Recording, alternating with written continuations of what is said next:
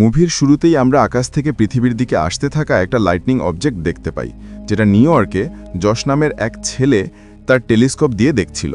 আর সেই বলটা খুব দ্রুত তার বাড়িতে এসে একটা ফিশ বোলের মধ্যে পড়ে এবং অবিশ্বাস্যভাবে সব জল নিজের ভিতর অ্যাবজর্ব করে নেয়। আর যশ অবাক হয়ে সেটা দেখতে থাকে যে আসলে এটা কি জিনিস। এরপর 3 মাস পর দেখা যায় আরেকটা একই রকম বল আকাশ থেকে দ্রুত গতিতে পৃথিবীর দিকে আসছে, কিন্তু এবারের বলটা আগেরটার চেয়ে অনেক বড় ছিল। আর এটা ছিল একটা ফায়ার বল, যা সোজা গিয়ে লিবার্টি আইল্যান্ডের কাছে ক্র্যাশ করে। আর যখন আগুন নিভে যায় তখন দেখা যায় বলটার ভেতর থেকে একটা সাদা পোশাক পরা মানুষ বের হচ্ছে। আর সেই মানুষটা খুব অদ্ভুতভাবে শহরের মধ্যে হাঁটছে এবং পৃথিবীতে থাকা লোকেরা তাকে অবাক হয়ে দেখছে।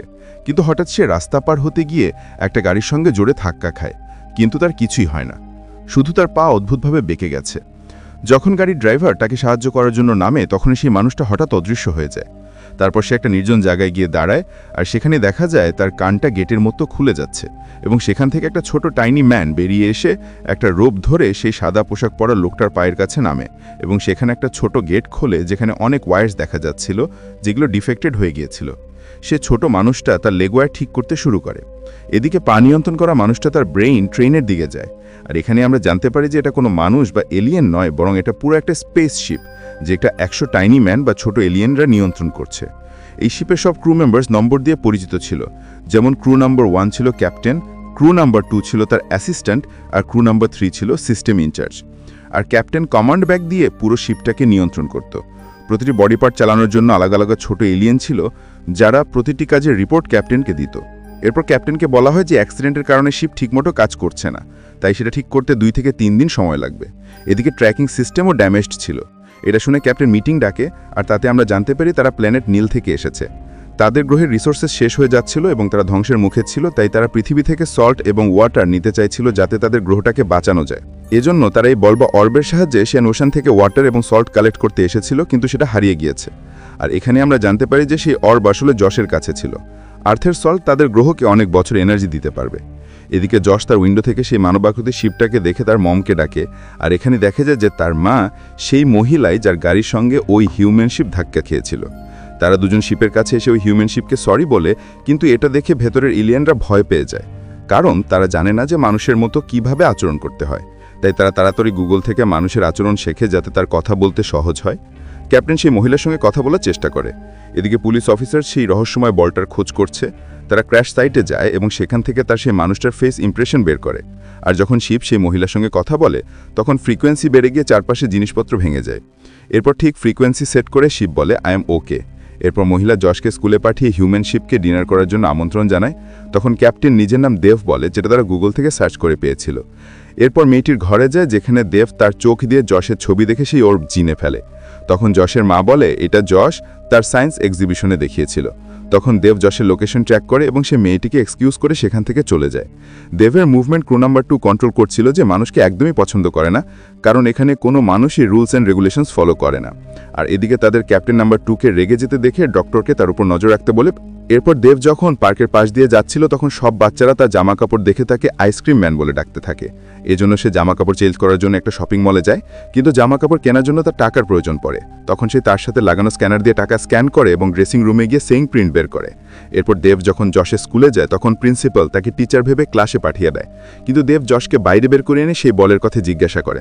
তখন যশ বলে তার ওই বলটা তার ক্লাসে কিছু খারাপ ছেলে নিয়ে নিয়েছে। এরপর তারা তাদের বাড়ি যায়, কিন্তু সেখানে তারা সেই ছেলেটাকে খুঁজে পায় না। তাই বাড়িতে এসে তারা গেম খেলে সময় কাটাচ্ছিল। তখন যশের মা দেবকে ডিনার করার জন্য থাকতে বলে, কিন্তু ভেতরের ক্রু মেম্বার 4 বলে বেশি সময় এখানে থাকলে এক্সপোজার বাড়বে, কিন্তু ক্যাপ্টেন এতে পাত্তকায় না। ডিনার পর যখন তারা দেবকে ঘর দেখাচ্ছিল তখন দেব একটা পেইন্টিং দেখে, যেটা ভালোবাসার অনুভূতি বোঝায়। তখন দেব জিজ্ঞেস করে ভালোবাসা কিভাবে বোঝা যায়। তখন মহিলা বলে যখন হয় তখন সে নিজে থেকেই বোঝা যায়। এটা শুনে দেব অবাক হয়ে বেরিয়ে আসে এবং এক রাত রাস্তায় কাটাবে বলে ঠিক করে, যেখানে একটা লোক ঠান্ডা থেকে বাঁচার জন্য তাকে কম্বল দেয়, যেটা দেখে ক্যাপ্টেন অবাক হয়ে পড়ে যে মানুষ এতটা দয়ালু কিভাবে হতে পারে। তখন শিপে থাকা সবাই বুঝতে পারে যে এলিয়েনদের থেকে মানুষ অনেক বেশি অ্যাডভান্সড। এরপর সে রাতে রাস্তার পাশে ঘুমিয়ে পড়ে। তখন ভেতরের ডক্টর বলে শিপে কিছু অ্যাবনর্মাল প্রবলেম দেখা যাচ্ছে। তখন ক্যাপ্টেন কন্ট্রোল রুমে গিয়ে দেখে ক্রু নাম্বার 3 এখনও কাজ করছে। সে ক্যাপ্টেনকে বলে সে এমন একটা আমেরিকান ইমোশনাল মুভি পেয়েছে যা পৃথিবীতে থাকা সব মানুষেরা একবার হলেও দেখেছে, তাই তারাও সেই মুভিটা দেখে এবং শেষ পর্যন্ত কাঁদে ফেলে। এরপর তারা ঘুমাতে চলে যায়। পরের দিন তারা জানতে পারে ডেভের ব্যাটারি 20% বাকি আছে। এদিকে পুলিশ তাকে খুঁজছে। এদিকে ডেভ জশের সঙ্গে পার্কে যায়, ট্রেন ড্রাইভের মজা নেয় আর ইটিং কম্পিটিশনে পার্টিসিপেট করে এবং সেটা জিতেও যায়। আর জিতে একটা সফট টয় জশের মাকে দেয়। এরপর ডেভ দেখে কিছু ছেলে জশকে বিরক্ত করছে। তখন ডেভ তাদের উল্টো করে ঝুলিয়ে শাস্তি দেয়। তখনই তাদের কাছ থেকে সেই অর্ব বলটা পড়ে যায়, আর সেটা পেয়ে ডেভের ভেতরে থাকা সব এলিয়েন খুশি হয়ে যায়। আর ডেভ জশের পরিবারকে ডিনারের জন্য আমন্ত্রণ জানায়। আসলে সে জশের মায়ের বার্থডে পার্টি সেলিব্রেট করতে চায়। কিন্তু ক্রু নাম্বার 2 বলে, যখন আমাদের বল পেয়ে গেছি তাহলে আমাদের মিশনটা চালিয়ে যাই, কেন এসব করে সময় নষ্ট করব। কিন্তু তখন ক্যাপ্টেন বলে তারা আমাদের সাহায্য করেছে, তাই আমাদেরকেও তাদের জন্য কিছু করতে হবে। আসলে মানুষদের সাথে থেকে আস্তে আস্তে এলিয়েনদের ভেতরও হিউম্যান ফিলিংস চলে এসছে। কেউ অ্যাটিটিউড দেখায়, কেউ আবার শিপের মধ্যে ড্যান্স ক্লাব বানিয়ে নেয়। এদিকে নাম্বার 2 আরও রেগে যায়। এরপর ক্রু নাম্বার 3 সুন্দর পোশাক পরে সাজে। আসলে সে ক্যাপ্টেনের সঙ্গে ড্যান্স করতে চায়, কিন্তু ক্যাপ্টেন রাজি হয় না, কারণ সে শিপ মানে ডেভকে কন্ট্রোল করছে। মানে ডেভ জশের মায়ের সাথে ড্যান্স করছে। এটা দেখে নাম্বার 3 রেগে গিয়ে সেখান থেকে চলে যায়। এদিকে বাইরে পুলিশ ডেভকে অ্যারেস্ট করে নেয়। আর ভেতরে সবাই বদলে গেছে দেখে নাম্বার 2 আরও বেশি লেগে যায়। এরপর সে সবাইকে ধমক দিয়ে নিজের দলে করে নেয়, এমনকি নাম্বার 3কেও। এদিকে ইনভেস্টিগেশন রুমে ডেভের স্পিকার্স থেকে পুলিশরা সব কথা শুনে বুঝতে পারে যে এটা একটা এলিয়েন সোলজার। এরপর তারা সেখান থেকে চলে যায়। এদিকে নতুন ক্যাপ্টেন বলে, আমার নিয়ম কেউ ভাঙবে না। আর তারপর ডেভ হ্যান্ড পিস্টল দিয়ে ইনভেস্টিগেশন রুমের দেয়াল ভেঙে পালায়। পুলিশরা তার উপর গুলি চালায়, কিন্তু তার গায়ে একটা গুলি লাগে না, কারণ সে একটা শিপ। এখন নতুন এলিয়েন শিপের ক্যাপ্টেনকে দেখে ভয় পেয়ে এক মেম্বারশিপ থেকে লাফ দেয়। ডেভের এমন রূপ দেখে জশ এবং তার মা খুব ভয় পেয়ে যায়। এদিকে নাম্বার 2 রেগে গিয়ে ডেভকে মিশন কন্টিনিউ করার জন্য এগিয়ে যেতে থাকে। আর নাম্বার 2 ডেভের এমন অপব্যবহার দেখে নাম্বার 3 নিজের ভুল বুঝতে পারে, তাই সে পুরনো ক্যাপ্টেনের কাছে গিয়ে তাকে মুক্ত করে। কিন্তু দুজনে পালানোর সময় তারা ধরা পড়ে যায়। নাম্বার 2 তাদেরকে ডেভের নাক দিয়ে বের করে দেয়। তারা ডেভের থেকে বাঁচার চেষ্টা করে।